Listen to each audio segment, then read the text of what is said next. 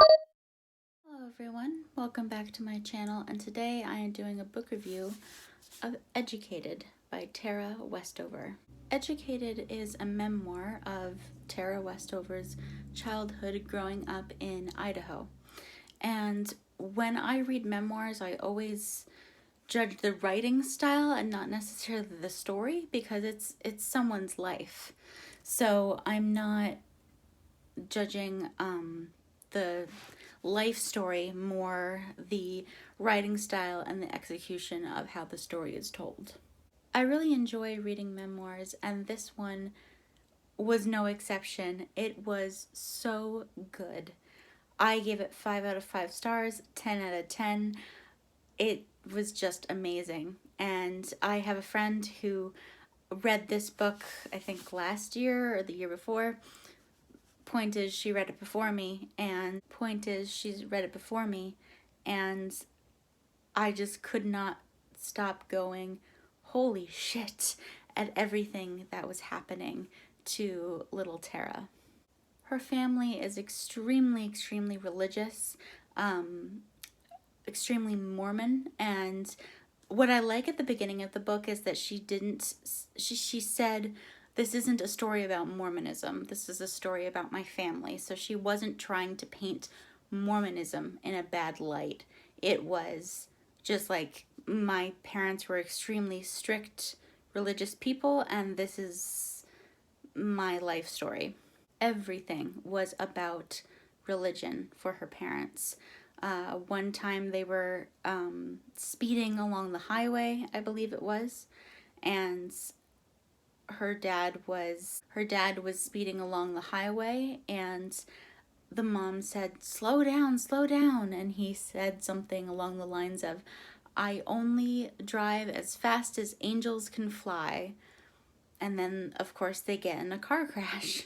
The dad was extremely paranoid and was constantly convinced that the world was going to end, so he had them always stockpiling supplies and having to-go bags, so like if they needed to run for the hills, ready by their bedsides. And he was always constantly saying the world was going to end. And when Tara was young, she believed him. She never went to school or even had a birth certificate until she was 9 years old. And I remember thinking at the very beginning, like, how is that possible? Like, how is that possible to not have those things? And then as you read, you realize how possible it is. It's because they were so isolated, like they didn't live near anyone. So the mother never had a record of her pregnancy. She never went to the hospitals, because also they didn't believe in doctors. And so she had a pregnancy and then had children without there ever being a record. Tara did eventually get a birth certificate, but even now she isn't sure exactly when her birthday is. She knows like roughly the time, but even when she got the birth certificate, she can't be sure that that is the exact day that she was born. The side of the inside flap. Tara Westover was 17 the first time she set foot in a classroom. Born to survivalists in the mountains of Idaho, she prepared for the end of the world by stockpiling home-canned peaches and sleeping with her head-for-the-hills bag. In the summer, she stewed herbs for her mother, a midwife and healer, and in the winter she salvaged metal in her father's junkyard. Her father distrusted the medical establishment, so Tara never saw a doctor or a nurse. Gashes and concussions, even burns from explosions, were all treated at home with herbalism. The family was so isolated from the mainstream society that there was no one to ensure the children received an education, and no one to intervene when an older brother became violent. When another brother got himself into college and came back with news of the world beyond the mountain, Tara decided to try a new kind of life. She taught herself enough mathematics, grammar, and science to take the ACT and was admitted to Brigham Young University.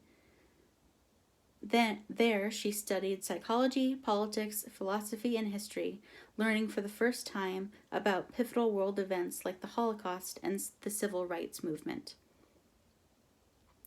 Her quest for knowledge transformed her, taking her over oceans and across continents to Harvard and to Cambridge University. Only then would she wonder if she'd traveled too far, if there was still a way home. I think that synopsis explains it perfectly, as synopsises are supposed to do. She was so isolated on this mountain that she didn't know any better. Even when they went into town occasionally to go to church and things like that, she didn't really have much of an experience other than within her family unit. It's just incredible to see her world open up when she goes to school and learns things for the first time, like the Holocaust, like the Civil Rights Movement.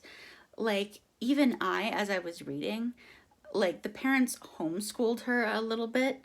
So, like, and she explains how it wasn't really a homeschool education, but it was a little bit. So I just assumed she would know about stuff like that, even though her homeschool education, quote unquote, was very patchy, and she didn't even know stuff like that. So it was incredible to kind of see through her eyes how her eyes were opening up. And I wrote in my Goodreads review about how the writing itself feels very educated. It's very sophisticated, and I would use the word formal, but at the same time, it's not like you're sitting down and reading like a textbook, or like, it's not hard to read through. You are flipping pages like that.